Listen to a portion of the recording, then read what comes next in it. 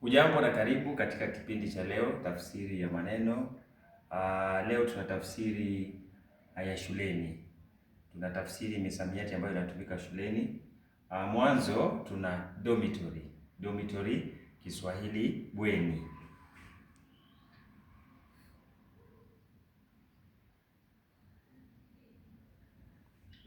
Staff room, mahali wanapokaa walimu katika shughuli zao, tunaita majilisi.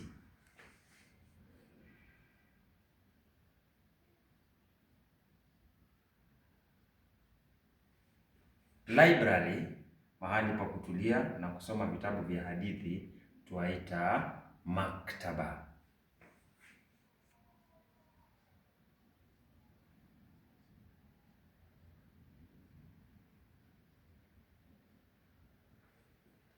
Assembly, ambayo hufanyika kila siku ya Ijumaa na Jumatatu, tunaita gwaride.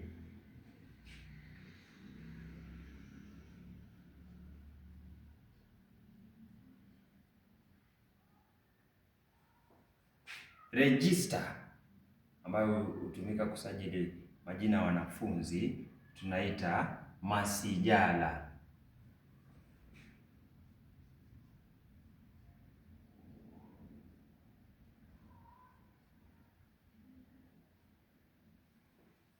Reception, sehemu ambayo watu wakija shuleni lazima watangamane kwanza na watu ambao wanakaa humu ndani, tunaita mapokezi.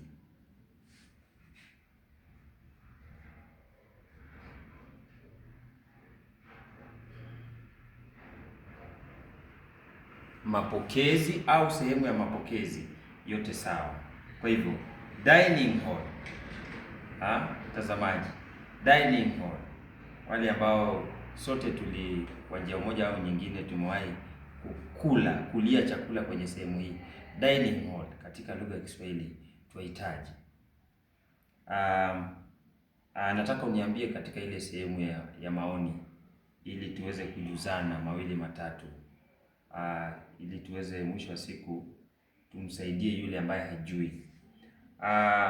Kwa hivyo nitaweka alama za viulizi kama ishara tosha kwamba kuna kazi ipo. Laboratory, maabara.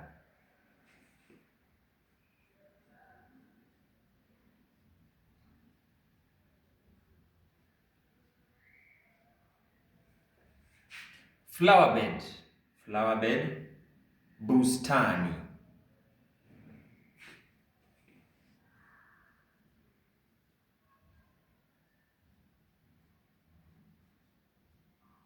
Mwisho kabisa, sehemu ya bus park. Bus park katika lugha ya Kiswahili tuaita maegesho ya mabasi, lakini tunafupisha tu maegesho kumaanisha sehemu ambapo panawekwa mabasi baada ya shughuli.